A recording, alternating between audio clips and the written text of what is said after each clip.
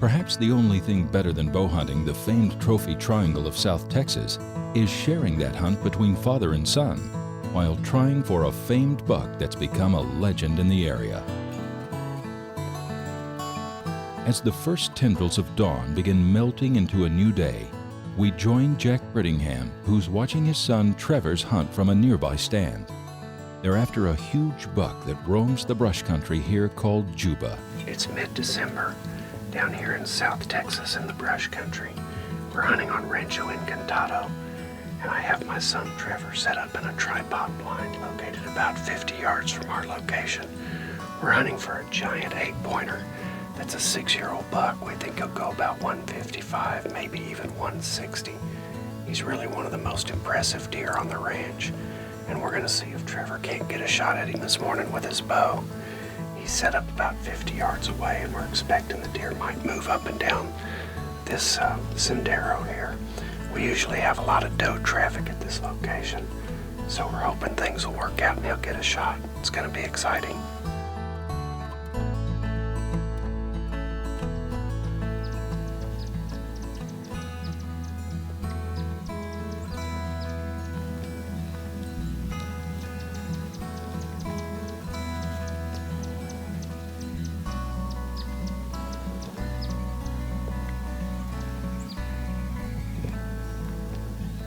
Though this fine buck is offering the perfect shot opportunity for Trevor and the camera, Jack gives the do not shoot signal as this buck has both trophy potential and a lot of maturing to do.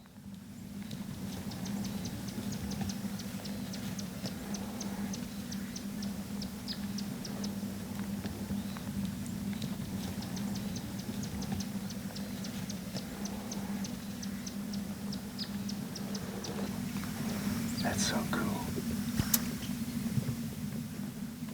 That buck was within 10 yards of him, and he never knew Trevor was there. That's the coolest thing about bow hunting right there. That buck came by him 10 yards away. He's not a deer that Trevor's hunting, but I mean, to be able to get that close to any wild animal and have him not know you're there, that's just the coolest thing there is. It's clear that Dad's enjoying this hunt as much as Trevor.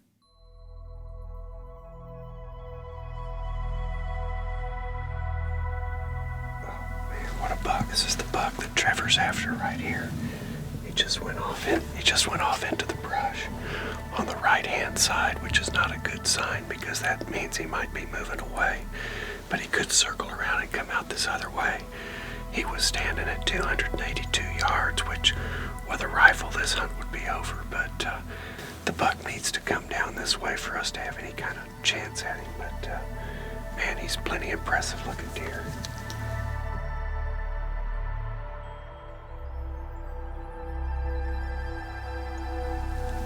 Holy crap. Look at the size of this buck down here at the scrape.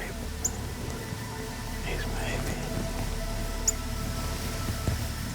150 yards walking out onto the road.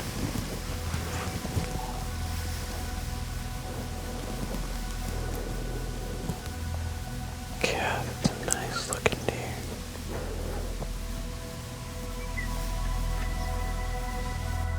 With its aggressive body posture, this old buck is letting the world know he's king this morning, or at least he thinks he is. Because Juba has already passed through the area well beyond bow range, they adjust their plans and decide to try for this outstanding buck.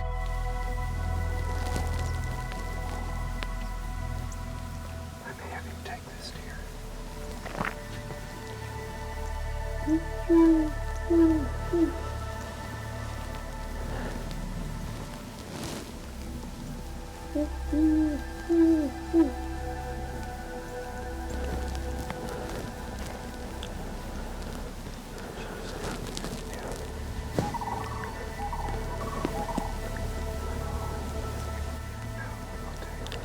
The buck presents the perfect shot for Trevor.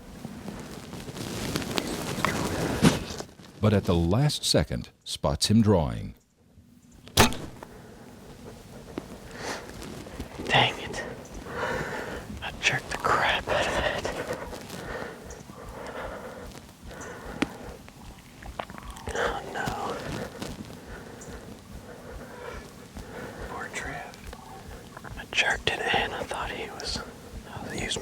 been right where I would use a 20.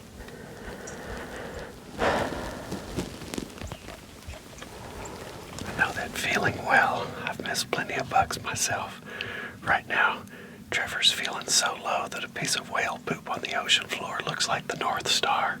If a hunter's ever going to suffer the effects of buck fever, it usually happens when a buck spots him at the final moment before the shot.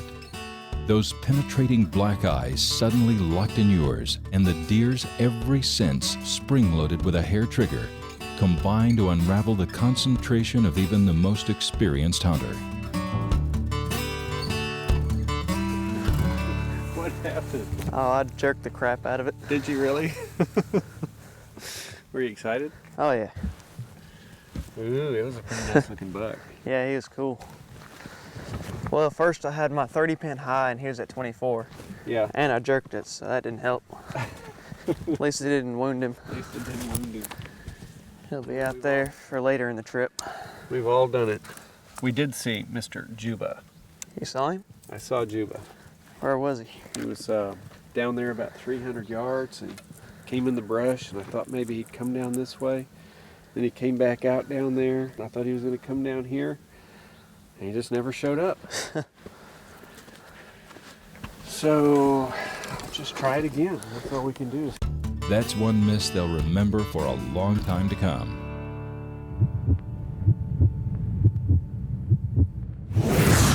By the time he returns to a blind, Trevor's disappointment about missing the earlier buck has turned into determination to make his next shot count.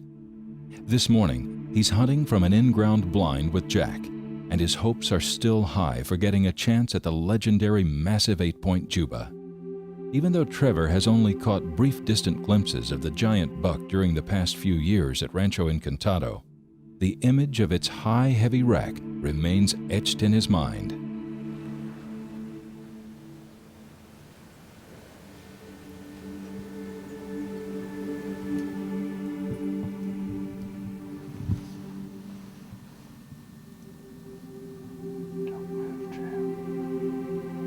The first buck in would be a bow hunting trophy in anyone's book, but Trevor hasn't hunted this hard and long to settle for this one.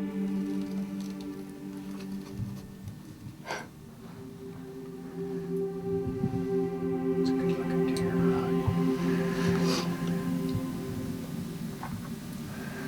What if a guy can't make that shot and he's got a real problem? I love these pit blinds. That's the coolest thing in the world, to have a deer like right there like that. You get to look up at him. Yeah, he lifts his head and his antlers are against the sky. Here comes another deer. You got another one. Oh, look at yeah. It's another buck. Looks like a 5-5.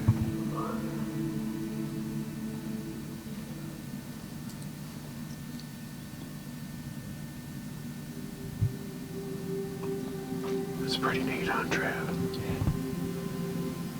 Now, if only that big 8-point will show up.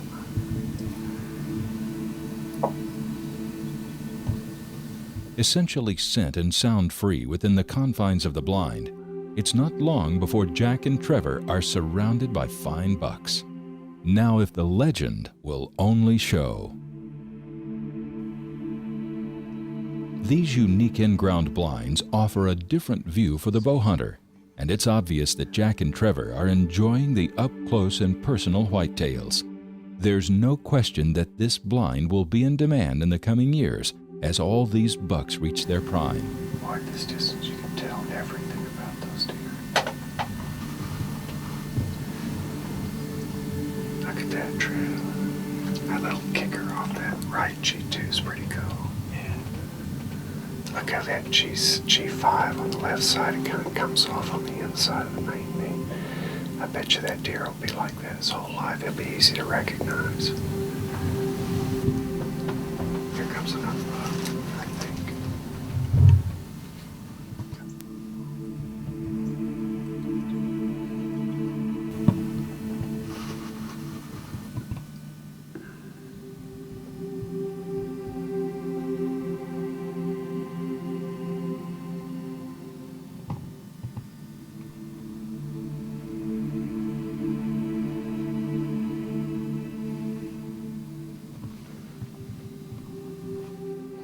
As the morning drags on and the hopes of seeing Juba begin to evaporate like the morning mist, antlers appear in the brush.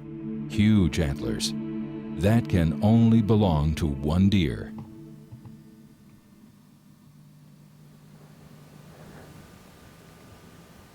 It's him, all right. The legendary Juba. God, look at him. How far is he? Here he comes. 30 yards. 35 or something.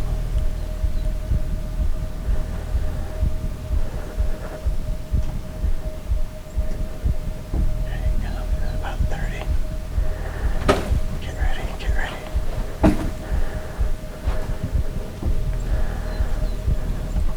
Take your time. Yeah, about that bobcat.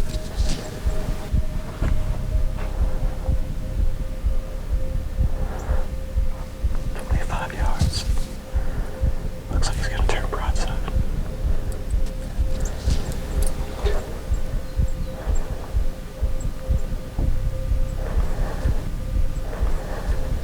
25 yards.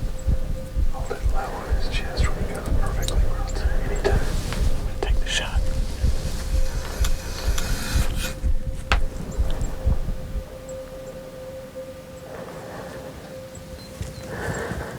Just take your time. Good shot. All right. Oh, yes. I think that was a good shot. That was a great shot. Great shot. Man, all these pins, once you get them with the light out here, you can't see the different colors on them. Looks like my arrow ended up coming out or broke off right out there on the edge of the road. Great shot.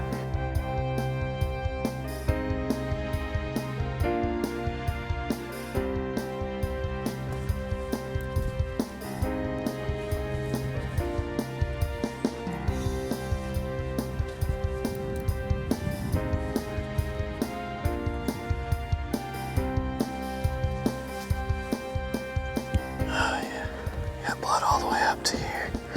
Looks like when he was running, his elbow came back, his elbow came back and broke it off. All right, he shouldn't be too far.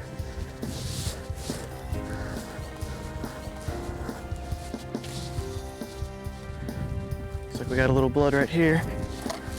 A little more right here. Here's his track right here. Oh, there he is. Oh, man. Look at this buck.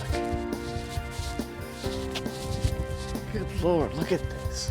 It's huge. Wow. Jeez, this guy's heavy. He's got the real dark horns.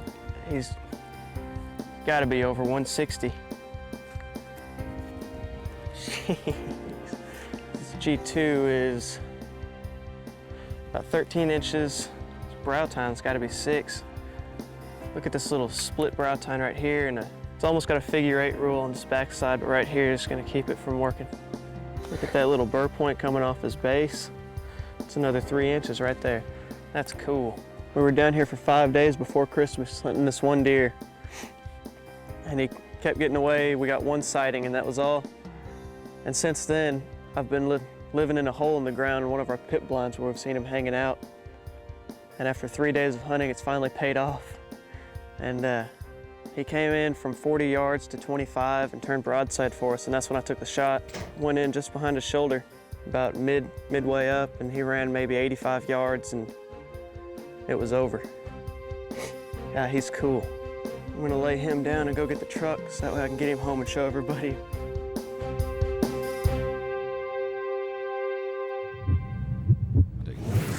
The only thing Jack loves more than bow hunting whitetails is stalking big game. And when they spotted this fine buck meandering through the brush, Jack quickly decided to try sneaking in on the deer. With Richie acting as lookout to offer hand signals, Jack and cameraman Aaron Jones begin closing the gap on the buck. Richie and the other cameraman, Jason Huntsman, watch from the hilltop as Jack inches closer to the deer.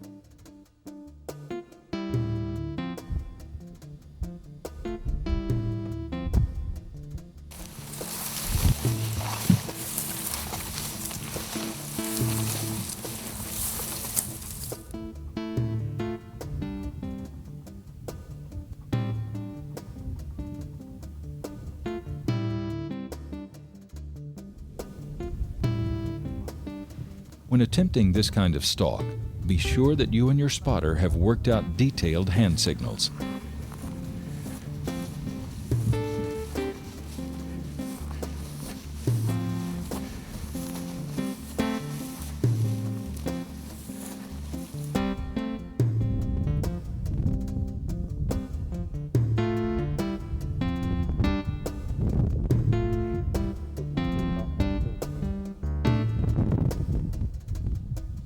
A combination of the thick cover and undulating terrain make it difficult for Jack to locate the buck, but his sixth sense keeps him on track.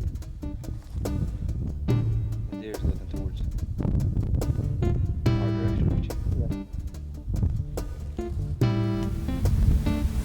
I'd say it's about 200 yards, because that thing's 100 yards away, and where Aaron spotted the buck was 300 yards from that.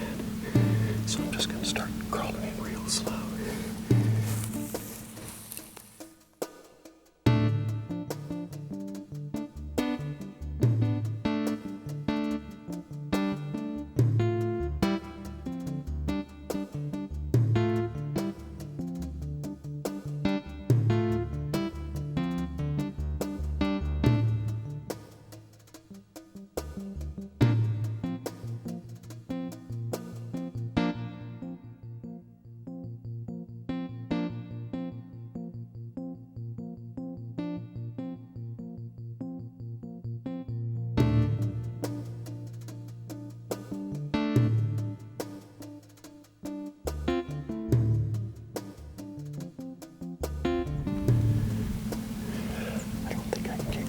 About 70 yards. I'm just crawling real slow. Jack, they might have him. They're moving towards him now. Yeah.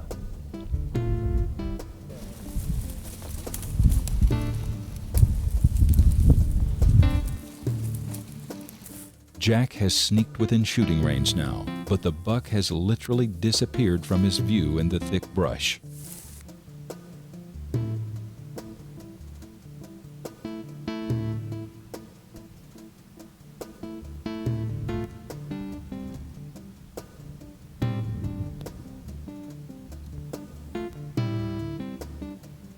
Only the camera can still see the top of its tines.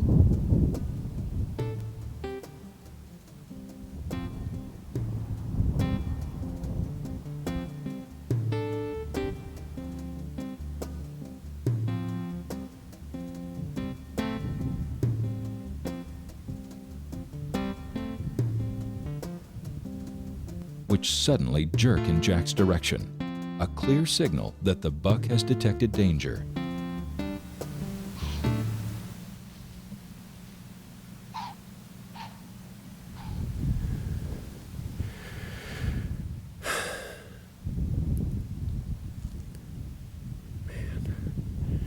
I was inside 40 yards on him. Golly. I bumped him out of here. All I had to do is stay where I was. Big mistake.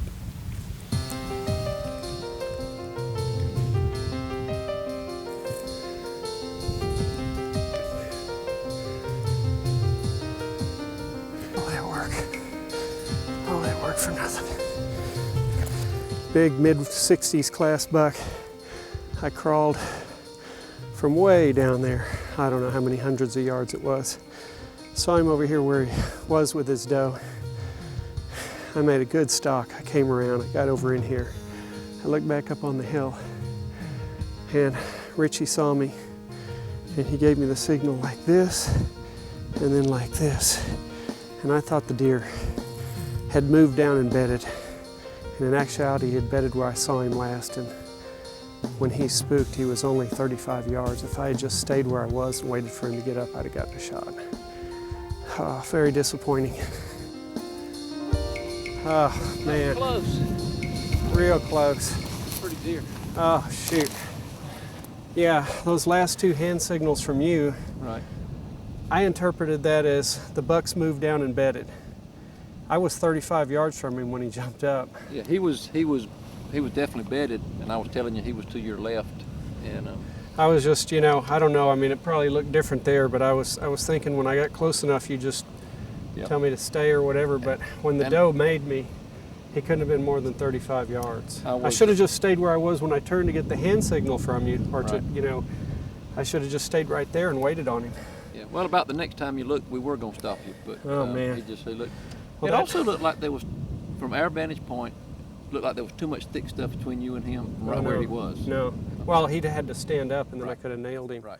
That buck was a 5x5, perfect, typical, and right inside his G3s, he had about 1.5 or 2 inch stickers on each, just like that bevo deer I shot in East Texas. Right, Just right. exactly like that buck I called bevo. Yeah. Same rat configuration and everything. It was a gorgeous deer.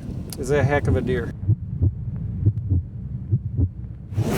When hunters talk of hunting trophy bucks in the state of Texas, the region they most often talk of is the area in deep South Texas known as the brush country. Some of the bucks that have come from this region are truly world-class deer. In the past 10 or so years, however, the post-oak savanna region of East Texas has also begun to produce its share of unbelievable trophy whitetails. As landowners in this region have become more management-oriented, balancing buck-doe ratios, planting year-round food plots, and allowing younger bucks to reach maturity, this area has blossomed into one of the best in the state for producing trophy bucks. And as the leaves begin to change and the first cold fronts pass through East Texas, it's a safe bet that Jack will be sticking close to home. It seems as though rutting activity increases with each passing day in November. Certainly by the middle of the month, the bucks in this region are nearing the peak of their rutting activity. And it's during this time that the very best opportunities exist to rattle in a trophy buck. As you can tell, Jack believes in using large rattling antlers.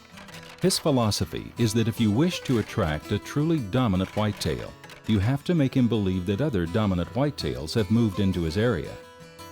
That's not to say a smaller set of antlers are incapable of calling in a trophy buck, but Jack believes the sound produced by this set of long-tined, massive antlers more realistically portrays the sound of two dominant bucks fighting.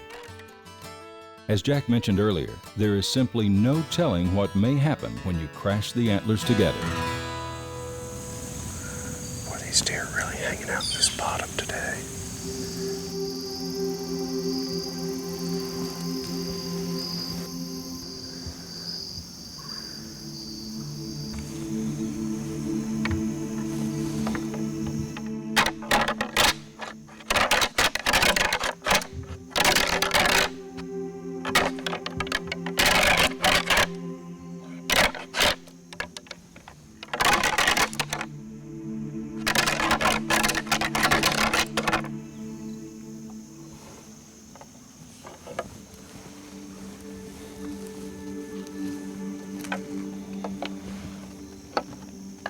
Once a rattling segment is completed, it's important to immediately grab your bow or rifle, as it is not uncommon for bucks to come running to the sound of the antlers.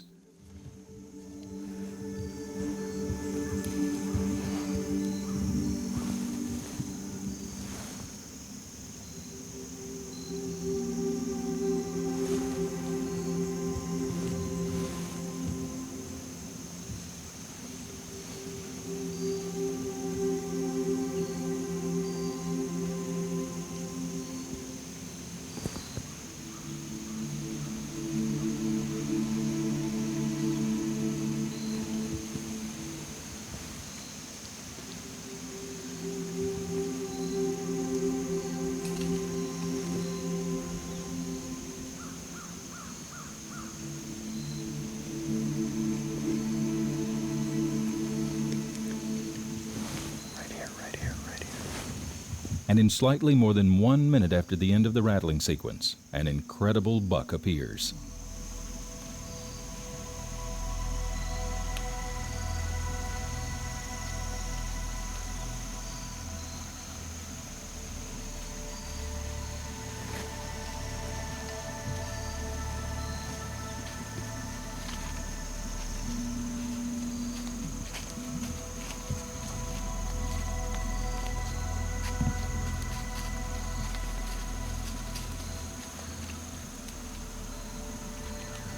With an outside spread of more than 23 inches and as many as 10 points on a side, this is truly a buck of a lifetime.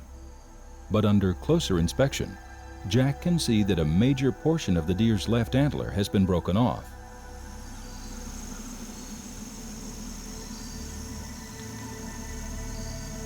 With the buck standing almost directly below him and his head behind a tree, an opportunity for a shot is perfect. Jack elects not to shoot in hopes of getting another chance at this exceptional trophy next year before he breaks his antlers. Just a giant buck. A whitetail's sense of hearing is so acute that he can come from several hundred yards away and pinpoint the exact spot where the simulated fight took place. This is evident by the amount of time it took this magnificent buck to come literally within spitting distance of Jack and his cameraman, Jason Huntsman. You can bet both hunters' hearts are nearly bursting from their chests.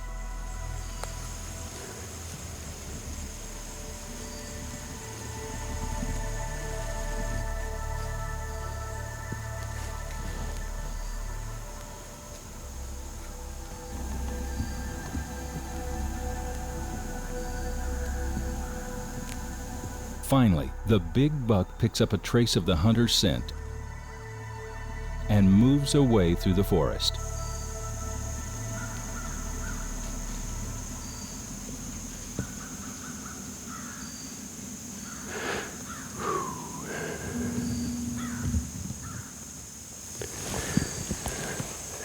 That buck would score between 180 and 190. I counted 10 points on the right. I saw that buck back during the latter part of the summer, early part of the fall.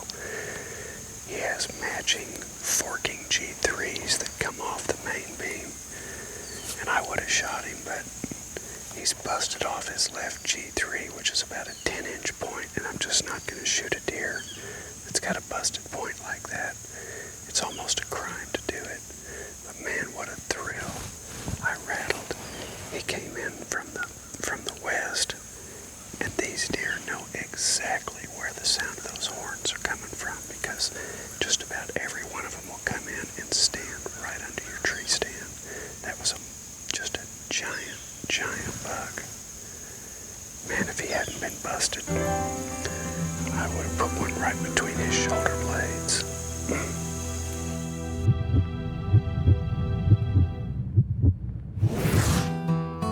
After many days of hard hunting, Jack has failed to locate the huge typical that eluded him throughout the previous season. During the previous year's hunt, Jack had a close encounter that resulted in a very disappointing miss.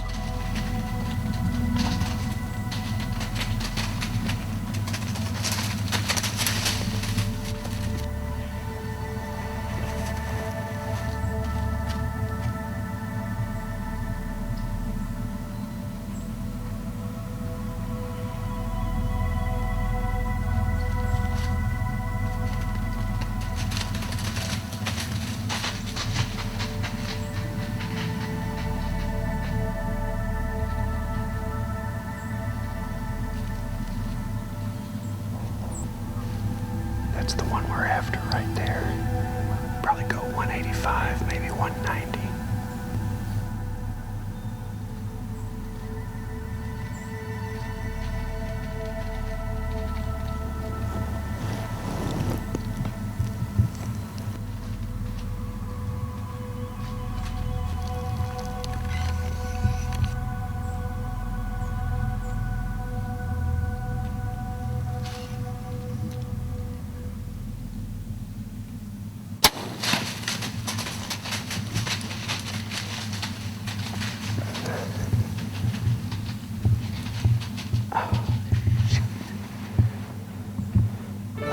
There is no question a serious case of buck fever played a major role in this miss.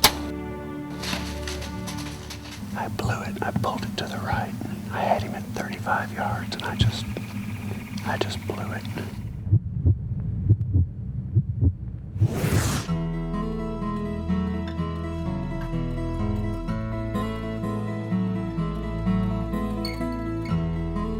Now, 1 year later, Jack continues his search for the huge typical that made him look so foolish the year before. With a cool, clear front passing through the area, conditions are ideal for rattling, And Jack elects on this day to move into the huge buck's core area and set up for a rattling sequence. Choosing a stand location he set up the previous year just for hunting this buck, Jack's optimism is high.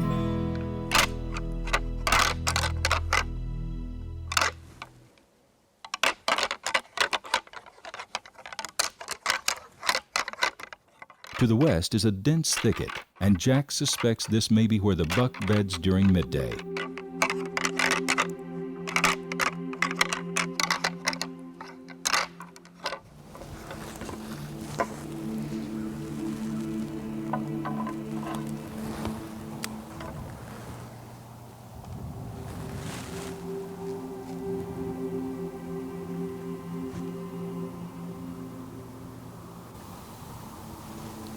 As if by magic, Right there, right there, right there. this buck appears out of nowhere.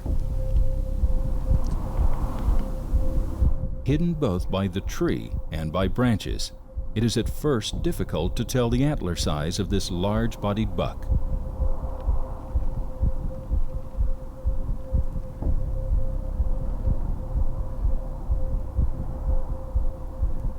But when he ducks his head, the size of the buck's rack causes Jack's heart to skip a beat.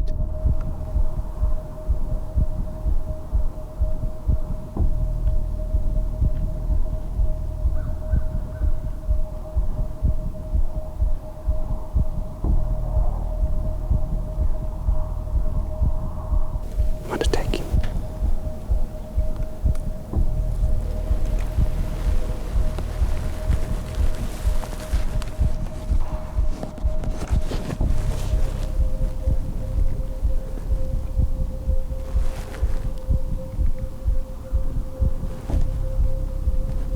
This big buck is nervous and senses danger. It still is impossible for Jack to take the shot.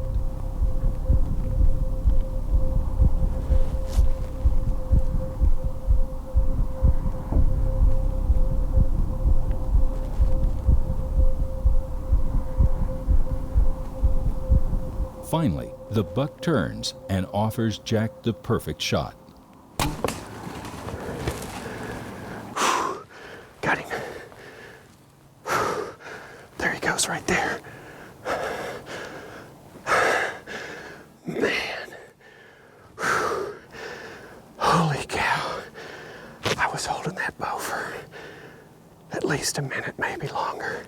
But he was right in behind a branch and he was facing out here to the right. And he never would step out. Finally got nervous. Just shaking like crazy. Man, was that exciting. What a buck. That may be the biggest typical I've ever shot at. He looks like he's just a giant 5x5 typical with maybe 19, 20 inches inside. Golly, he came in, he just snuck in from back here. The first time I saw him, he couldn't have been more than 25, 26 yards. And then he hung up right here behind this tree, and there was a limb across his chest. There was no way to shoot. And I'd already come to full draw. I must have held it for a minute and a half or so, maybe 2 minutes, but he got maybe a little bit of our scent. That's where this scent blocker comes in handy. I mean, I think if I hadn't been wearing it, that deer, he would have gotten enough of our scent where he would have gone out, but he wasn't sure what he smelled. And he got nervous and he turned around like he was going to go right back the way he came. And as soon as his chest cleared this tree down here, I was able to get an arrow in him. It's a little bit high, but I think it's you know, right in the boiler room, just a little on the high side. I think we're in good shape. Man, that was exciting.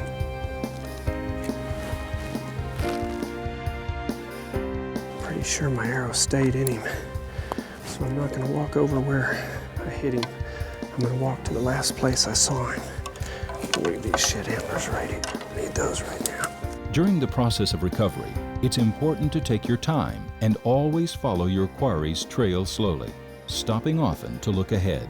There's my arrow right there. Right here. Good penetration. You know, right to there, so let's just see exactly how much penetration I got. Man, it's not as good as I'd hoped for. That's 9.5, 10 inches. That's not as good as I hoped for. Measure that again to the top of the blood. Yeah, about 10 inches. I'm gonna take it real slow through here. I've got just a little bit of blood. Man, that's not as good a penetration as I'd hoped for.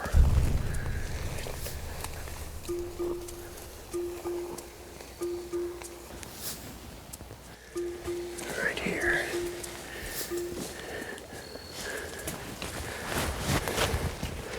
Oh my God, there he is. He is bigger than I thought. Oh, gosh. Holy cow. He made it across this road and he just barely made it across it. You know, he just collapsed. Oh my God.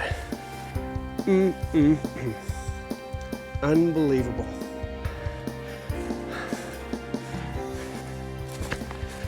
Oh my God. Look at this deer. That's the biggest typical. That's the biggest typical I've ever seen alive in the woods right there. I knew he was big when he came in. I mean, you know, I guess I was concentrating more on where to get the, you know, where to take the shot. But this deer is much bigger than I thought he was. And I guess it's his mass that threw me off. Plus these main beams, there's 9, 18, 27, 28. We're talking about a deer with almost 30-inch main beams. Holy cow. It wouldn't surprise me if this deer grosses in the 190s, probably net in the high 170s. Good Lord, what a buck. Unbelievable. I had no idea this deer was this big. I was thinking he was like a 175 class deer. Old deer too. Look at his front teeth. They're absolutely gone to the gum lines. He must have got those knocked out in a fight. Man. Wow. That is by far the biggest typical I've ever killed. I killed a deer in 1995 up in Illinois that actually made it both ways. He grossed 215 non-typical and netted 203 non-typical as a 6x6, but he also netted 173 as a typical. So he made the book both ways. But that deer had a lot of extra stuff. This deer's almost clean, except for these 2 little extra points. He is just a big, beautiful, massive 5x5. And these bases got to be pushing 6 inches, you know, 5 3/4, 6 inches. He's going to be over 5 here, over 5 here, over 5 here. So he's going to be at least 21, maybe 22 inches for circumference. And then with this tine length and these main beams, I just don't see how he can be less than 190. Just incredible. I don't know when I've ever been more excited. The way this buck came in there, sneaking in on us, he was inside 25 yards before I ever saw him. And I held forever. After I drew, he might have heard me, and I just held forever before I got the shot. He finally got nervous enough that he turned around and he was going to sneak back out the same way he came. And as he cleared the tree that had been hiding him the whole time, I was able to get the arrow in him a little higher than I liked. Did not get an exit wound, but he didn't make it more than 250, 300 yards. I can't believe I finally found a giant typical buck. Just incredible. Grossing 191 points and netting 178, this exceptional typical whitetail ranks as the second largest ever taken by an archer in the state of Texas. I've never killed a big, huge typical. I've always wanted to. It seems like finding a big, huge typical is harder than finding a big non-typical. And this buck is just what I was hoping for. Well, I am going to pick this guy up. The bad news is he weighs a whole lot. The good news is there's a road in here only about 15 yards back. And I'm going to drag him to that point and then go get my truck. Jack Brittingham and Briar Lakes Productions would like to thank you for joining us for Buck Fever 5 Volume 2. We hope you've enjoyed this video, and we invite you to check out our other feature presentations. Jack Brittingham's ultimate hunting for North American big game 4. Share in the awe of some of the most awesome big game animals ever taken with gun and bow in front of the camera from across North America. Feel the rush of facing the world's biggest bears with no place to run or hide in the Alaskan wilderness as Jack Brittingham arrows the largest coastal grizzly ever taken with bow and arrow. You'll be stunned at the size of his mammoth bear, which is now the official Pope and Young new world record.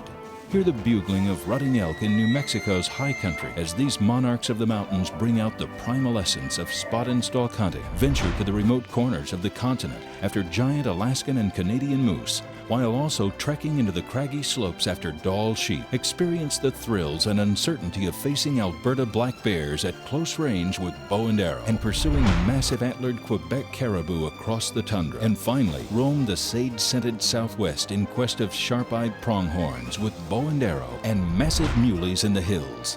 Jack Brittingham's ultimate hunting for North American big game 4. Dare to test your nerve on the dark continent as we face Africa's notorious man-eaters in this thrilling quest for Tanzanian big game.